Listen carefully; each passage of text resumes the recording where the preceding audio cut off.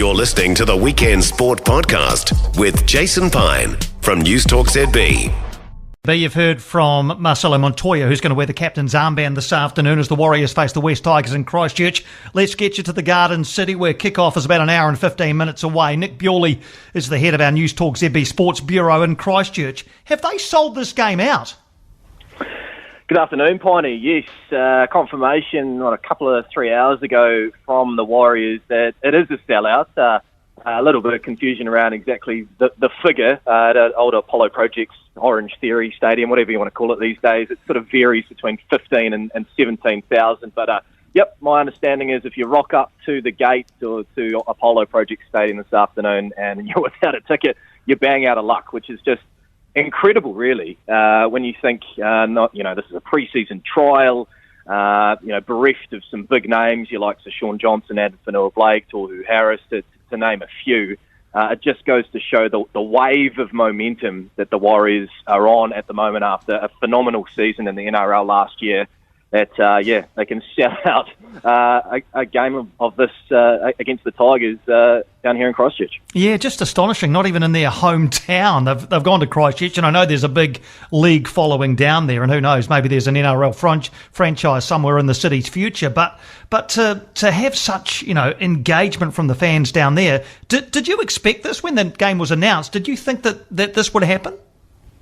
Well, we had a trial last year, Piney, against the Melbourne Storm, a pre-season trial around the same time of the year. And I think it was about 12,000 at that. And bearing in mind, that was coming off not seeing the Warriors anywhere in New Zealand after that 3-year COVID-enforced move to Australia. So I guess there was a fair bit of interest then. And then, as I mentioned, 2023, they just went on this sensational run, and not only the success on the field, but I think off it in terms of their engagement with the fans, the merchandise, the jerseys that they're pushing out. They're ticking a lot of boxes. So no, I'm not overly surprised. And yeah, that round 3 fixture against the Canberra Raiders here, March 22. My understanding is that's on the verge of selling out.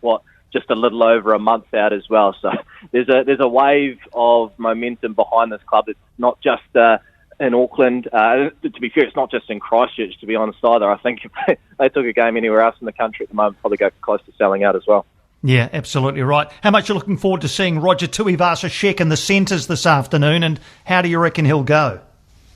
Yeah, I'm full of fizz for the return of Rog to the 13-man code, Piney. Hats it to Elliot Smith, our rugby editor. He actually pointed out during the week that Roger Tuivasa-Sheck's rugby union career ended at Apollo Project Stadium here in Christchurch in the NPC quarterfinals last year between Canterbury and Auckland. His rugby league return now starts here, so that's a nice bit of symmetry there. But look, it's going to be intriguing because we all know how good Tuivasa-Sheck was in his time in the NRL with both the Sydney Roosters and the Warriors. But a new role in 2024 under the coach Andrew Webster, where he wants to play him in the centres. So he'll line up on the left edge this afternoon, but given a bit of a licence to roam around. So I'm interested to see how he's deployed, and probably the big thing I'm looking for is just his defensive work, Piney, because, given he was playing largely at fullback for the Warriors in the back line there, just how he gets through those reps in the front line there. But, return of two favourite sons of the Wars, and Tuivasa-Sheck and Chanel Harris-Tavita as well, who's coming off a year out of the club to explore the world, and now he's back into rugby league. He's got a real opportunity, Piney. Between him, Luke Metcalf and Tamati Martin, it's basically a 3-horse race for whoever's going to partner Sean Johnson in the halves come round 1. So, really looking forward to seeing Chanel Harris-Tavita out there this afternoon as well. I know Roger Tuivasa-Sheck's a special rugby player, but how big an adjustment is it going?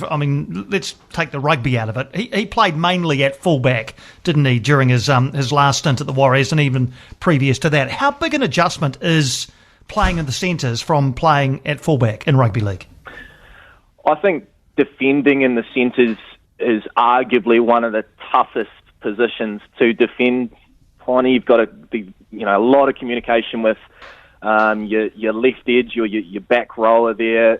Basically, once you make the move up, your winger follows. So it's a lot different to defending as a fullback, where you are, in constant communication with the front line in terms of numbering up, but it is very different. So, that's why I go back to that point. Really interested to see how he's adjusted to that. But in terms of, when he has the ball, and in this roving role where he won't just be exclusively on the left side, it's probably not as big of an adjustment from his days as a fullback. I'm expecting him to sort of pop up a bit like what they do with Joseph Manu at the Sydney Roosters or Tom Trbojevic in New South Wales State of Origin. We all know how classy he is, and the footwork of Roger Tuivasa-Sheck. He can just beat a man. He could sidestep someone in a phone box. So look, I'm excited to see that side of it too, but that'll be the big question mark around him heading into round one, and it's probably, Piney, why from a left edge standpoint they've gone with some combinations there that we're probably going to see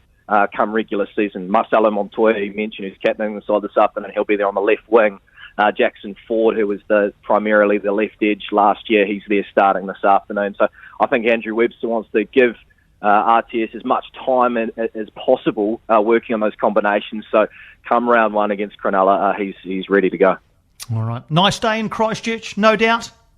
Oh, glorious, Piney. Can't beat it. No, it's put on an absolute beauty of a day. Can get a little chilly, as we all know, at Apollo Project Stadium in Christchurch. But look, I think it's about 23 degrees at the moment. Just a couple of clouds in the sky. But it's not going to spoil what promises to be a brilliant afternoon of rugby. Good on you. Good stuff. Thanks, Nick. Thanks for setting the scene for us. Nick Bewley out of our ZB Bureau in Christchurch ahead of the sold-out pre-season clash between the Warriors and the West Tigers. For more from Weekend Sport with Jason Pine, listen live to Newstalk ZB weekends from midday or follow the podcast on iHeartRadio.